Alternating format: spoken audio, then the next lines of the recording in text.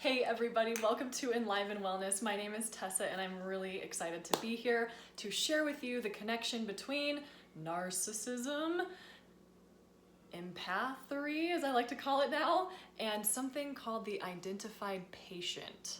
Now, first of all, if you haven't subscribed to this channel, hit that subscribe button down below and make sure you tap the bell button so that you can be notified whenever I release a new video or when I go live, which I do often. So, all right, now I released a video just a couple weeks ago about the link between narcissism and CIRS, and it was really popular, and so I wanted to I've been exploring this more and more because the more people that I work with, the more I realize that basically all of my clients are empaths. All y'all, so you are not alone. And speaking of which, I'm running empath support groups. If you're interested, email me and say I'm ready for the empath support group. And I've got groups going and they're really, really awesome and fun. Let me know if you're interested because you're not alone. If you're feeling I'll get to that in a minute. Let me get to the point. So the identified patient, let me define this term first. The identified patient was a term coined by a man named Gregory Bateson, and he formed something called family homeostasis theory in psychology. Now, I'm going to preface this video by saying I'm not a psychologist, and I'm not I had a lot of psychology classes, but I'm not a psychologist. This is just me learning through my experiences because I was diagnosed as the identified patient when I was in rehab, and it's a term that was floating through my head for years that I'm now really putting the pieces together as to why this is so relevant to all of us empaths out there. So identified patient is basically the child in the family or the member of the family who becomes the scapegoat or the sick one. Okay, so you could either be the black sheep or you could be the one with all the emotional, mental, physical problems. Sound familiar? And you basically, what the identified patient does is they take on the sickness of the family. Now, think about this in the context of an empath.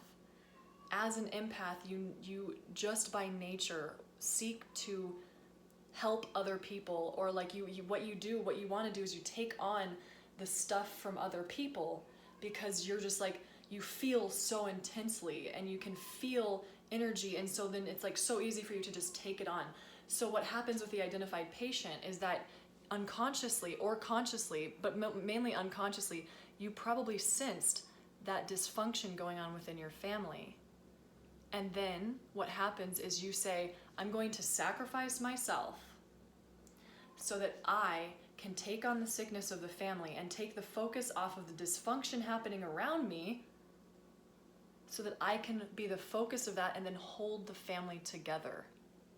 Because then you become the focus of the dysfunction, and then by you having the sickness, by you having the sicknesses or the problems, you take the attention off of where the dysfunction is actually happening, and then you become the glue of the family, because if you are better, then the dysfunction within the family is revealed. And then that has to get dealt with. So it's so much easier to be that person is the problem, or that person is this person has the issues, we need to focus on them in order to not focus on the dysfunction within the other family members in this dynamic. Pretty interesting, right? Now, what are some of the symptoms of being the identified patient? Well, one is that suddenly you may start to manifest a bunch of random and possibly just unexplainable, but yes, there's usually explanations, but also unexplainable physical, psychological, emotional problems. Sound familiar? Lots of different issues and symptoms can crop up. And you, because not only is it because you are channeling a lot of the dysfunctional feelings, which can manifest as physical symptoms and psychological symptoms, but as we know on this channel, when you are in a state of stress and when you feel like there's something wrong with you as the result of being an empath in a narcissistic empath dynamic relationship, then you can start manifesting tons of symptoms because you're thinking that there's something wrong with you all the time. And then your body's going to be like, yep, there's something wrong with me. Okay, here's this symptom, and here's this symptom, and here's this symptom. Pay attention to this, and pay attention to that, and pay attention to that. Like, I was the queen of hypochondria. Queen. I would stub my toe, and I thought that I would have a brain tumor. Like, that was, or like I'd have a headache, and then it's like, oh, maybe I got shot in the head and I didn't know it. Like, that's how far I would go with all the symptoms that I used to like have. Now, all right, you don't necessarily have to have been the black sheep to be the identified patient. So this is just being like the black sheep is just one manifestation. You could have also, again, been the sick one or the one with problems, or maybe your parents took you to doctor's appointments and you didn't know why they were taking you. That happened to me. Like, I was like, I don't know why I'm here. Like, I would go into a doctor's office and be like, they'd be like, why are you here? Or like a therapist, and I'd be like, I don't know. And I would just sit there awkwardly and be like, I'm not sure, and it was like, okay, so maybe you also like started to have a lot of physical and emotional problems. And this again is like, there's such an intimate relationship between being an empath and this identified patient thing. Because as an empath, you feel so deeply, and you are probably picking up on all of this dysfunction going on around you. And it's just like, it gets overwhelming. And especially if you don't know that you're an empath and you're like, what am I feeling? Like, this is too intense. Like, just make it stop. And then your physical body will start to manifest the symptoms as a result. Right? And I'm not saying that there's not a physical component here, that maybe you weren't exposed to Lyme or exposed to mold or had parasites, right? So it's all so intimately intertwined. Like, you can't tease these things apart, y'all.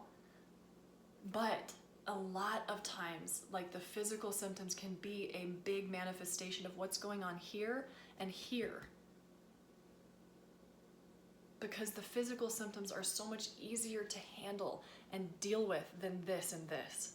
I mean, good Lord, like, that's why we always look for the magic pill, because we have this symptom. Oh, I'm going to take this supplement for this symptom. When in reality, maybe your heartache that you feel, or your shortness of breath could be because of anxiety or grief. Yes, it could also be because you have mold in your lungs, but it could also be because of anxiety and grief. And if you can deal with that anxiety and grief, then the shortness of breath, regardless of if you have mold in your lungs, it will improve. And I've watched it with client after client after client, and with myself included. I'm not like outside of this. Like, I was identified as the identified patient in my family because I started having the health problems and the panic attacks, and like, I started having panic attacks at 9. Can you relate? I started to like have an eating disorder and like end up in the hospital, and then I was an alcoholic and a drug addict, and then and then all of these mold and Lyme symptoms, right? Like, all this stuff just like poof, right? And it was because I was channeling the dysfunction going on within my family, and that's because I'm an empath,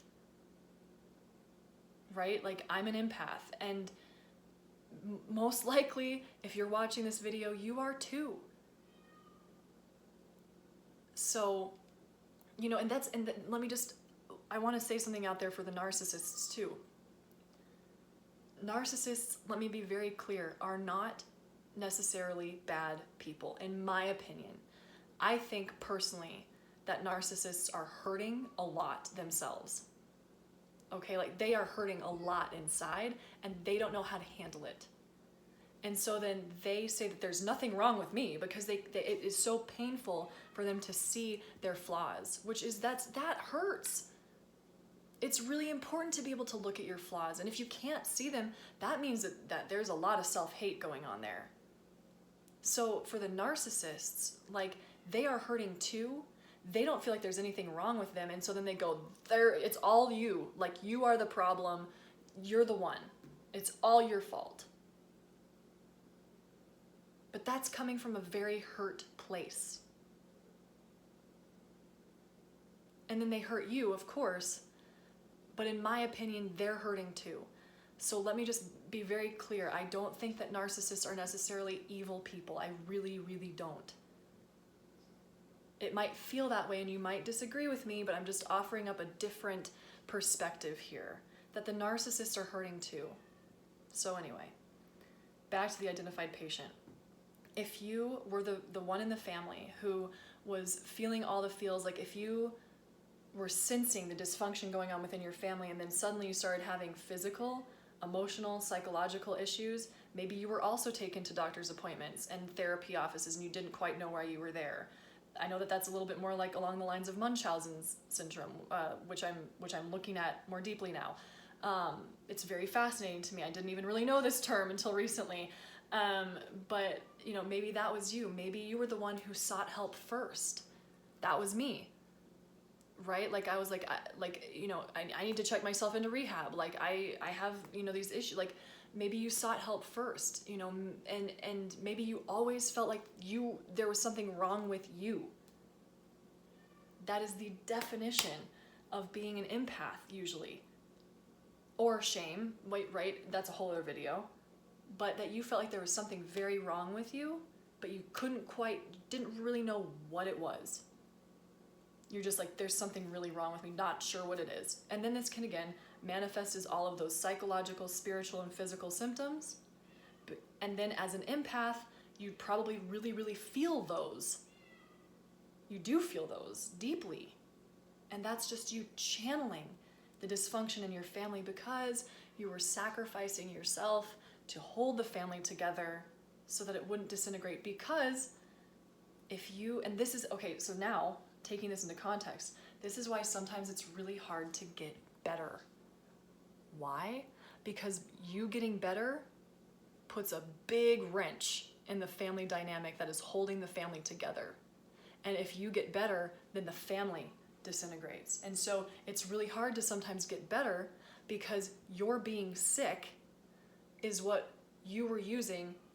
That's what was that you depended on you being sick for your survival.